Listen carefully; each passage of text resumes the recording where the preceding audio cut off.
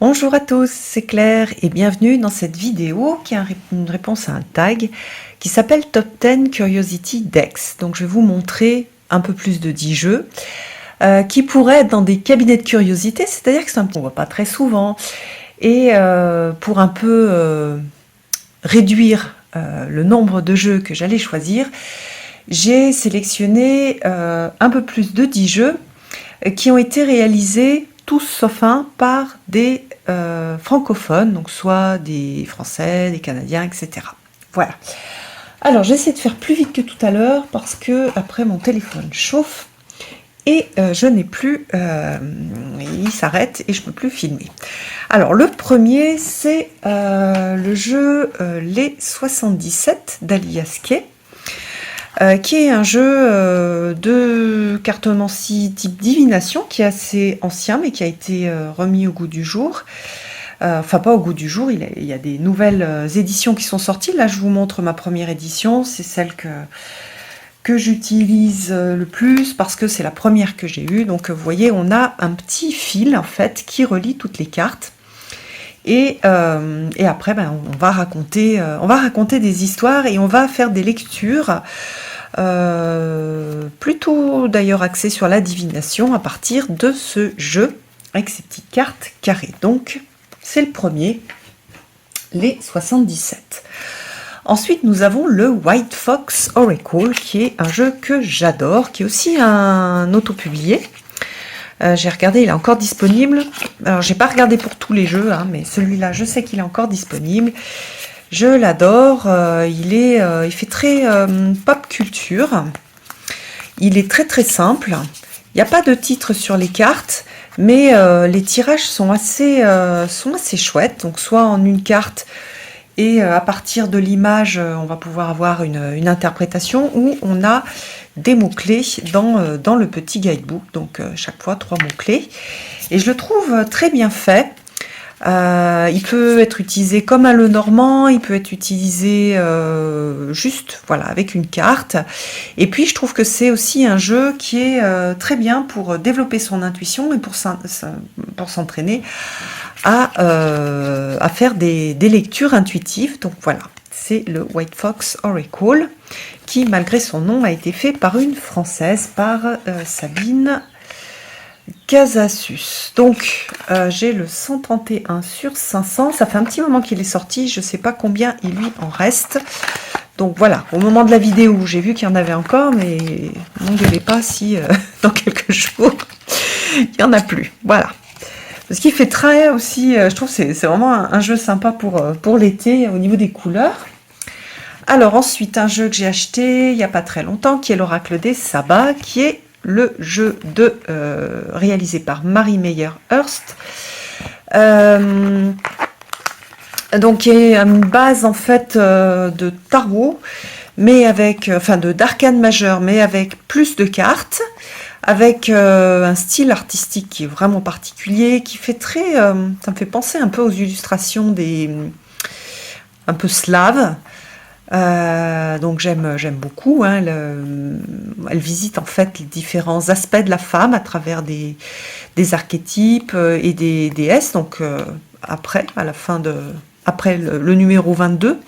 Et puis ensuite on a une deuxième partie où en fait on est encore sur des archétypes et des déesses, mais voilà, dans un style coloré. Donc c'est un très joli jeu. Le livre, il est super simple, il n'y a pas grand chose dessus. Donc pour l'instant, j'ai pas énormément utilisé. Voilà, mais j'ai besoin en fait, je vais avoir besoin de le faire mien et de bosser avec le jeu pour qu'il soit mien. Mais donc il est vraiment original celui-ci, puisqu'il a un style graphique qui est quand même pas commun, et d'ailleurs qui va pas forcément plaire à tout le monde, mais que moi j'aime énormément. Voilà. Alors ensuite, on va aller sur des petits oracles tout simples. Il y a un oracle qu'on voit pas beaucoup, qui est sorti il y a un petit moment, qui s'appelle l'oracle de l'âme intuitive et qui a été illustré par Marie-Chantal Martineau, mais bon, écrit par une anglophone, Lisa Williams. D'ailleurs, au départ, je voulais vous montrer son oracle les anges qui est super bien, que j'aime beaucoup, qui fait beaucoup plus chrétien et moins kabbalistique. Mais bon, du coup, j'avais envie de celui-ci parce que j'aime bien son côté vie de tous les jours. Il est tout simple, il est tout doux, il est très, très, très, très facile à utiliser, très joli, oui, tout en douceur. Je suis surprise d'ailleurs qu'on ne le voit pas plus. Je sais pas, je pense qu'il est encore... je vais vous montrer je pense qu'il est encore... qu'on peut encore le trouver en français. Peut-être plus... Alors là, chez qui il est édité? Chez le Dauphin Blanc. Mais sur Amazon, on doit peut-être encore le trouver. Alors, donc par exemple, celui-ci, donc on a des mots-clés sur la carte guide. Nous avons tous un guide spirituel dont le seul but est de nous aider et de nous guider dans la vie. Cette aide nous place dans des situations dont nous avons besoin pour permettre à notre âme d'apprendre les leçons nécessaires, celles que nous avons décidé de vivre avant notre venue sur Terre. Voilà, ayons confiance, etc. Donc on a des cartes plus spiritualité, plus soi, plus émotion. Vous voyez, il y a le titre ici. Alors le livre est un peu vieux. Et puis surtout, c'est un jeu que j'avais prêté à une amie qui l'a beaucoup utilisé avec sa petite fille de 7 ans. Elle lui montrait une carte le soir et puis elle lisait ce qui était noté. Et c'était voilà, le petit moment mère-fille. Et donc aussi, je l'aime beaucoup pour ça. Il y a quelque chose de sympa. Ça me fait penser à mon amie Hélène. Alors ensuite, nous avons un tarot qui est le tarot des tailleurs de pierre. Donc j'en ai fait une review de ce jeu-là. Alors, c'est un jeu qui a été fait par l'écriture, je crois que c'est le tailleur de pierre qui a fait l'écriture du jeu. Et puis, avec son pote qui fait des BD, ils ont créé le tarot. Et je l'aime énormément, il est super original.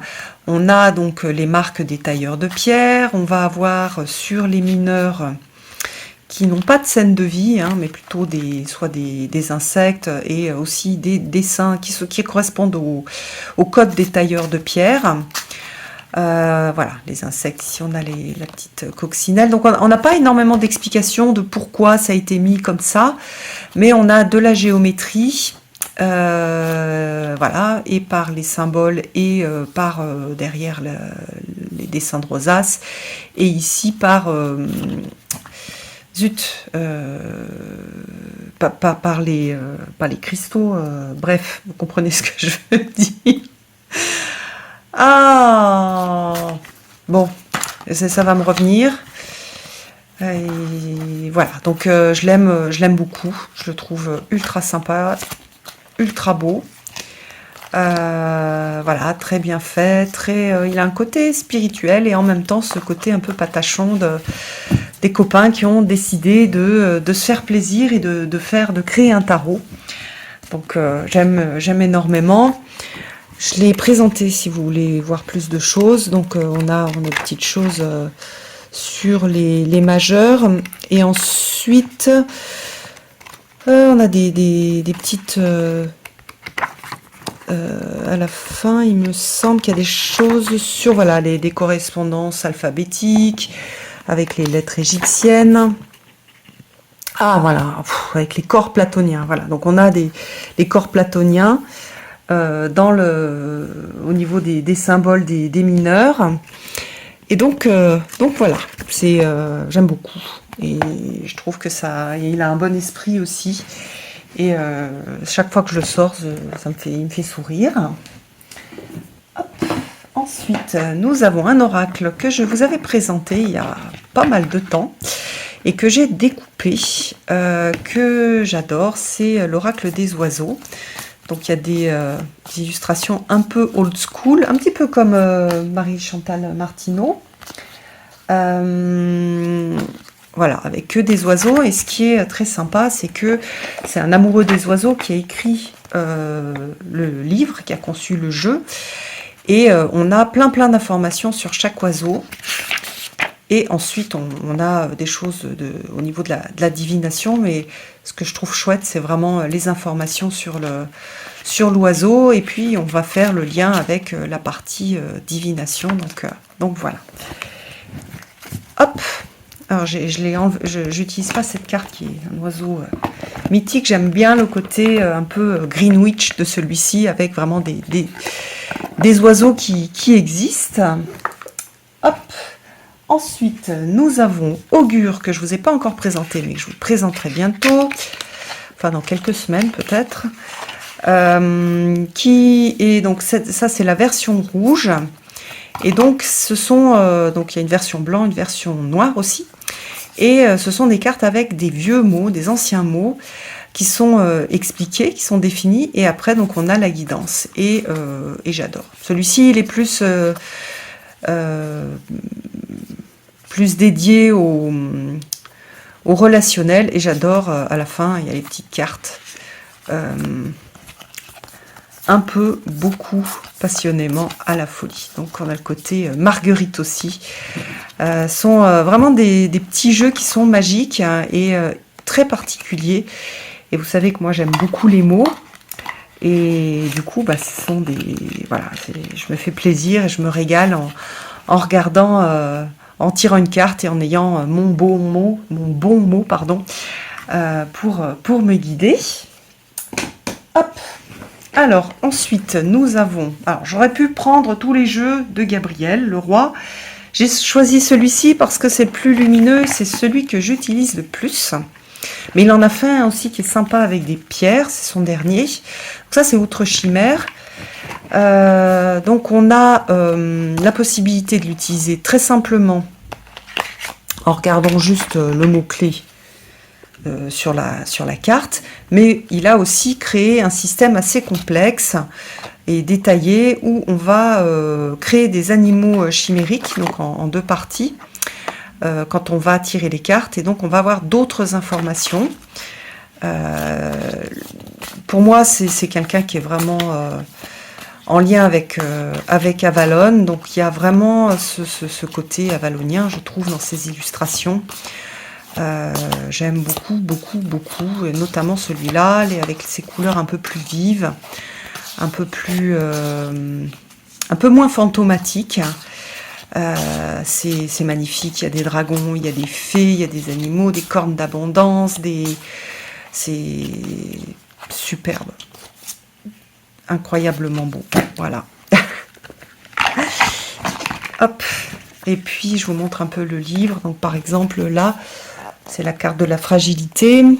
On a un petit texte, les exemples d'interprétation, et puis qu'est-ce que c'est ça, si c'est une situation, un événement, une émotion, etc. Une qualité, un défaut, une action ou un quotidien. Donc on peut aussi le lire un petit peu comme un Lenormand, en faisant des phrases avec les cartes. C'est pas du tout comme ça que j'utilise moi, mais il y a cette possibilité aussi. Voilà, donc celui-ci il est très beau.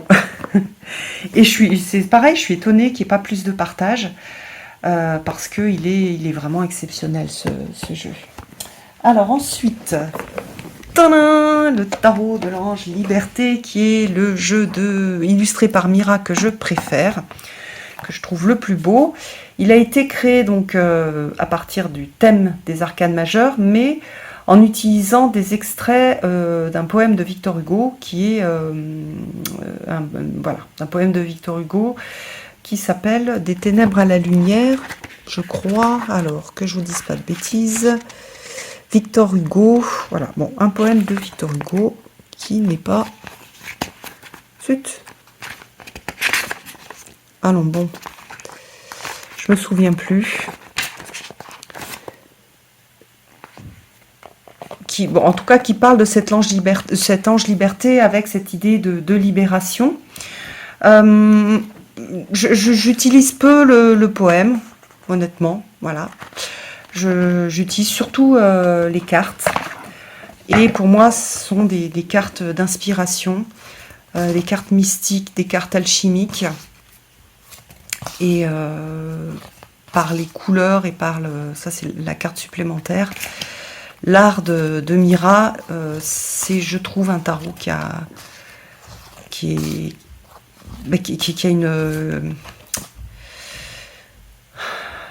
une résonance, une magie super particulière et qui est très très spirituelle, qui transforme aussi. Donc voilà, je l'ai pas mal utilisé aussi pour mettre sur mon autel, pour prier, pour être accompagnée des énergies marielles aussi, donc de la Vierge Marie. Donc c'est voilà, je le trouve incroyable. C'est pas un tarot qu'on va utiliser tous les jours, plus un tarot de dévotion en fait. Ensuite, qu'est-ce que j'ai... Voilà, ensuite on va... Ah oui. Au Souffle d'Or, il y a ce jeu-là que je vous avais présenté il y a plusieurs années qui s'appelle le Cercle d'Alliance. Pareil, c'est un jeu très spirituel. D'ailleurs, vous voyez le titre, hein, à l'écoute de votre source sacrée. On a des illustrations qui, moi, me parlent beaucoup, qui sont plus ancrées. Il y a ce côté spirituel, mais ancré, en fait. Il y a vraiment une idée de par les couleurs et le style graphique. Il y a quelque chose de plus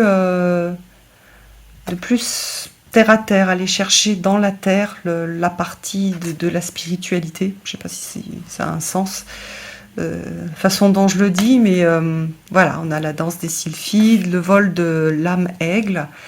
Ça fait un peu chamanique comme approche, alors que par exemple le tarot précédent, il faisait plus spirituel et alchimique. Là, celui-là fait plus, oui, plus incarné. Et je lui trouve un charme fou. J'aime beaucoup les illustrations. Et les textes sont assez sympas aussi. On a à chaque fois, donc par exemple ici, les mots-clés, un message, l'alliance, donc c'est un peu le thème de travail, et puis des approfondissements avec des questions. Et puis une sorte de mantra. Donc il travaille aussi au niveau psychologique. Ce jeu-là, c'est un jeu que j'avais découvert grâce à une abonnée qui me l'avait conseillé. Et je l'aime beaucoup. Voilà, alors après, à nouveau, au Souffle d'Or, il y a Cœur de femme, avec un petit livre, avec des rituels, et puis des cartes. Alors, il n'y a pas énormément de cartes. J'aime pas trop le dos des cartes, mais j'ai fait pas mal de boulot avec ce jeu-là, et j'ai eu pas mal de belles surprises en fait. Donc on travaille le féminin à travers des parties du corps, des thèmes, à travers aussi, vous voyez là il y a le cri, la grand-mère, à travers des déesses, enfin des archétypes. Et il est très original dans sa façon d'aborder les choses. Il n'y a pas... on retrouve des mots-clés qu'on n'a pas dans d'autres jeux. J'adore la femme serre. J'adore les illustrations. Et puis, on va avoir donc magie et rituel du féminin sacré.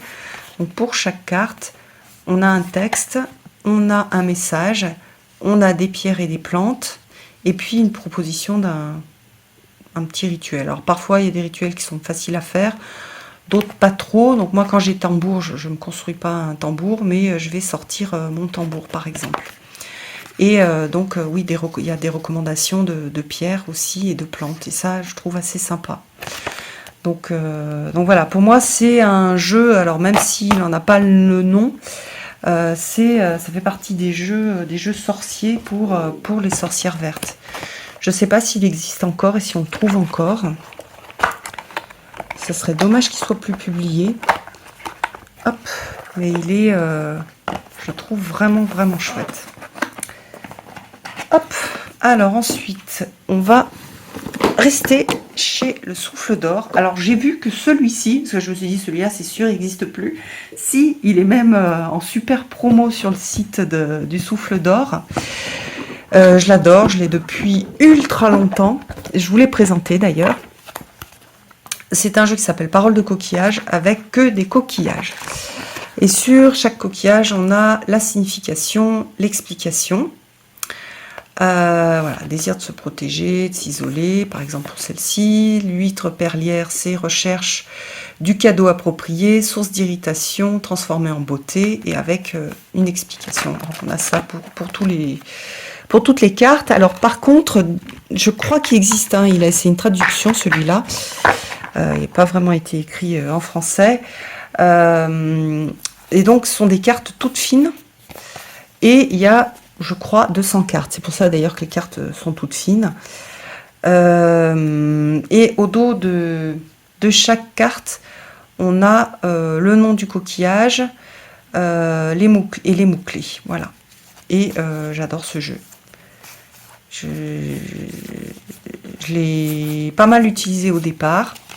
Regardez par exemple, prenez ce coquillage, toc.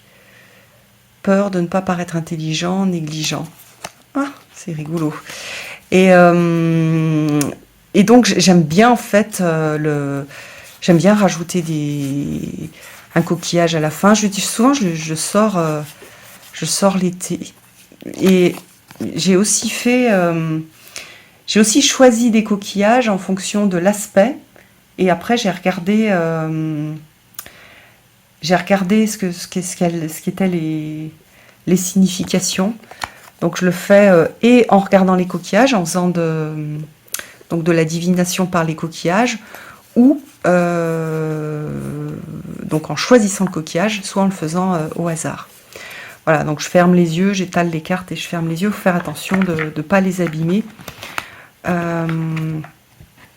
Voilà, puis il y a des systèmes aussi où on utilise des posters. C'est un jeu qui ressemble vraiment à aucun autre. Voilà, hop, donc on a des posters qui permettent aussi de faire des tirages juste avec le poster. C'est quand on veut choisir par rapport à l'apparence du coquillage. Donc c'est un vieux jeu. Je ne sais pas quand est-ce qu'il est sorti la première fois. 2005 chez eux et 2004. D'accord, en anglais.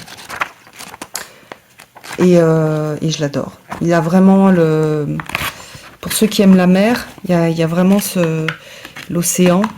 Il y a cette vibration super particulière.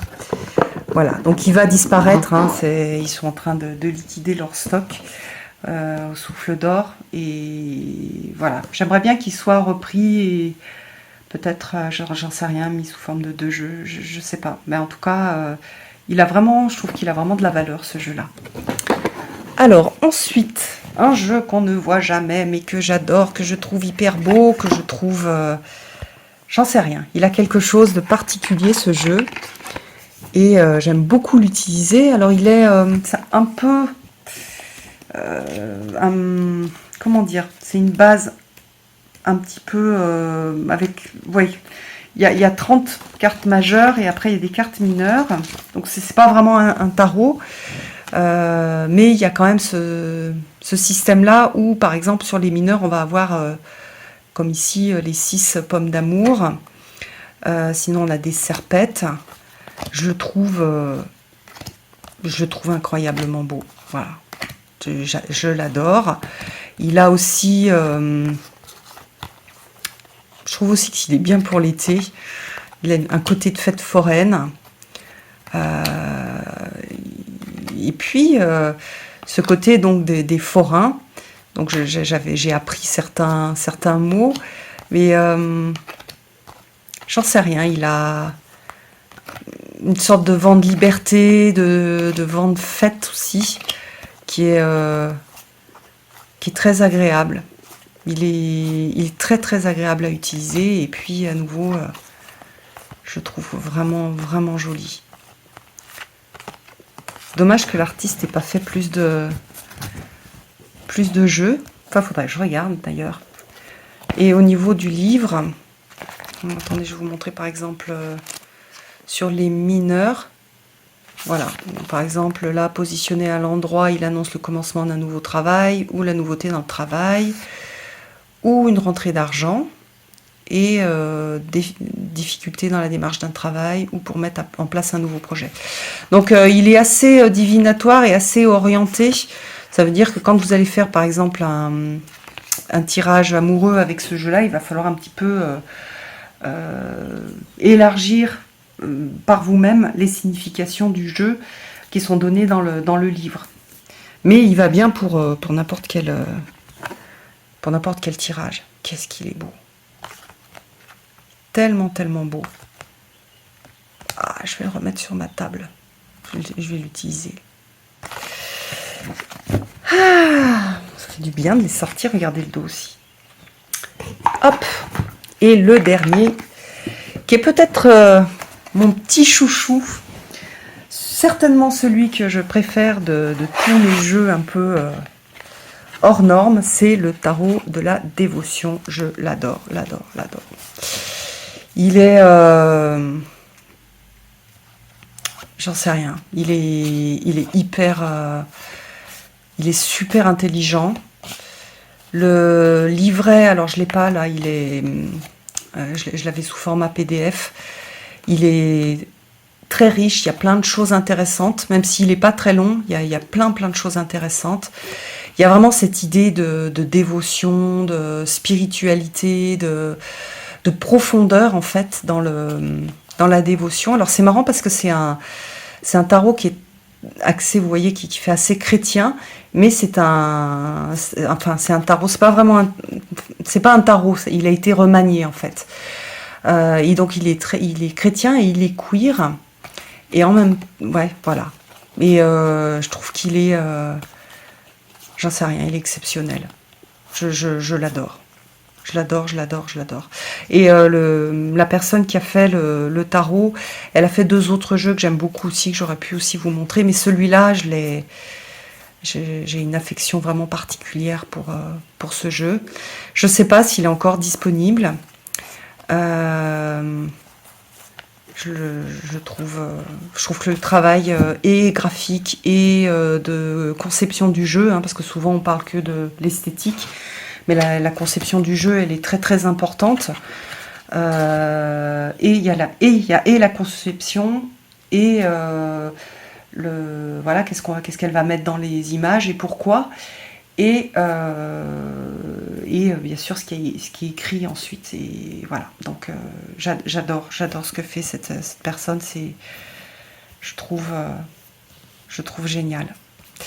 Donc voilà, voilà pour ce tag. Youhou, j'ai tenu en moins de 30 minutes, donc mon téléphone n'est pas mort de chaud. Je vous embrasse tous, puis je vous donne rendez-vous pour une prochaine vidéo. À bientôt!